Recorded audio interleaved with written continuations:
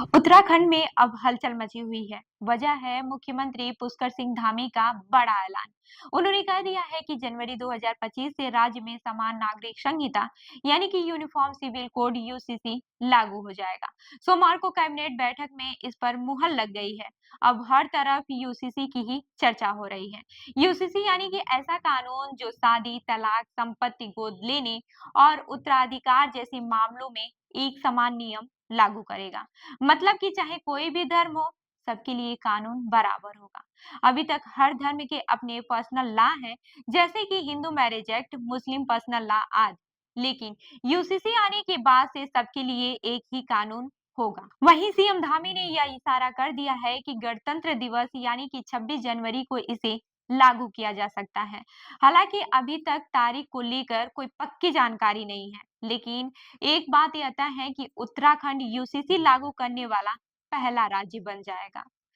अब सबसे बड़ा सवाल ये है कि यूसीसी लागू होने के बाद क्या-क्या बदलाव देखने को मिलेंगे। तो हम आपको बताते हैं कि क्या बदलाव होगा।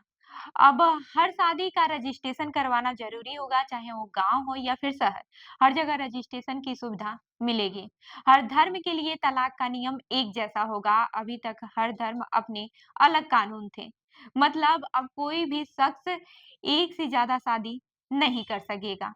लड़कियों की शादी की उम्र 18 वर्ष होगी, चाहे वो किसी भी धर्म की हो। हर धर्म के लोग बच्चों को गोद ले सकेंगे, लेकिन दूसरे धर्म के बच्चों को गोद लेने पर रोक रहेगी। वहीं संपत्ति में भी लड़कियों को लड़कों के बराबर का हिस्सा मिलेगा। लिव इन में रहने वाले जोड़ों को भी रजिस्ट्रेशन कराना होगा, आधार कार्ड अनिवार्य होगा। वहीं मुस्लिम समाज में हलाल और इद्दत जैसी प्रथाओं पर भी रोक लगेगी। लेकिन आपको बता दूं कि इस बड़े फैसले को लेकर लोगों की भी प्रतिक्रियाएं मिली-जुली ही आ रही हैं। कुछ इसे ऐतिहासिक बता रहे हैं, तो वहीं कुछ लोग इस पे सवाल खड़े कर रहे हैं।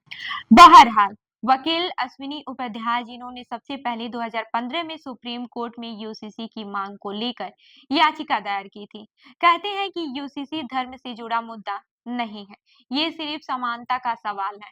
वहीं कई लोग इसे जरूरी बदलाव मानते हैं। उनका कहना है कि कानून सबके लिए एक जैसा होना चाहिए। शादी, तलाक और उत्तराधिकार जैसे मामलों में धर्म के आधार पर अलग-अलग नियम होना गलत है। आपको मैं ये भी बता दूं कि यूसीसी लागू करने के लिए सरकार ने पूरी तैयारी कर ली है। राज्य भर में यूसीसी पोर्टल की मॉक ड्रिल की जा रही है। सरकारी अधिकारियों को इसकी ट्रेनिंग दी जा चुकी है। सरकार चाहती है कि ये बदलाव पूरी तरह से व्यवस्थित तरीके से लागू हो। हालांकि यूसीसी का मतलब है देश में समानता और एक रूपता लाना। अभी तक अलग-अलग धर्मों के अपने-अपने पर्सनल लॉ थे, जिससे कई बार विवाद और भेदभाव की स्थिति भी पैदा होती थी। यूसीसी से ये सब खत्म होगा और समाज में समानता आएगी। आपको मैं ये भी बता दूं कि यूसीसी लागू होने के बाद से आम आदमी की जिंदगी में कई सारे बदलाव आएंगे।